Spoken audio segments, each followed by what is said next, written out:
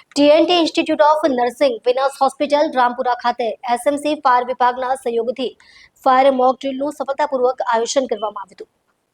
એસટીવીએસ અશક્ત આશ્રમ ટ્રસ્ટના માર્ગદર્શન હેઠળ યોજાયેલી આ કવાયતમાં વિદ્યાર્થીઓ અને સ્ટાફને આગ જેવી આકસ્મિક પરિસ્થિતિનો સામનો કરવાની પ્રાયોગિક તાલીમ આપવામાં આવી।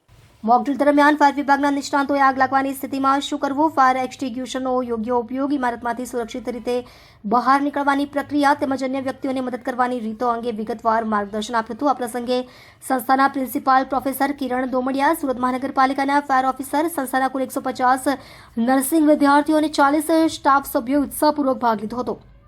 આ કાર્યક્રમનો મુખ્ય ઉદ્દેશ વિદ્યાર્થીઓ તથા સ્ટાફમાં મોટી દુર્ઘટનાઓ, આગ જેવી આકસ્મિક પરિસ્થિતિમાં ત્વરિત પ્રતિસાદ, સુરક્ષા અને બચાવની જાગૃતિ વધારવાનો હતો। આ પ્રાયોગિક તાલીમથી તમામ ભાગીદારોમાં આત્મવિશ્વાસ વધ્યો છે અને તેઓ કટોકટી માટે વધુ તૈયાર થયા છે।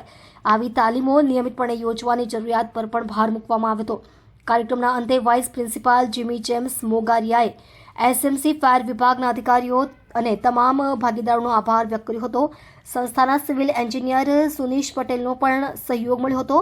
આ ફાયર મોક ડ્રીલ સંસ્થાના વિદ્યાર્થીઓ અને સ્ટાફમાં સુરક્ષા જાગૃતિ વધારવા માટે અત્યંત મહત્વપૂર્ણ માહિતી ઉપયોગી સાબિત થઈ હતી।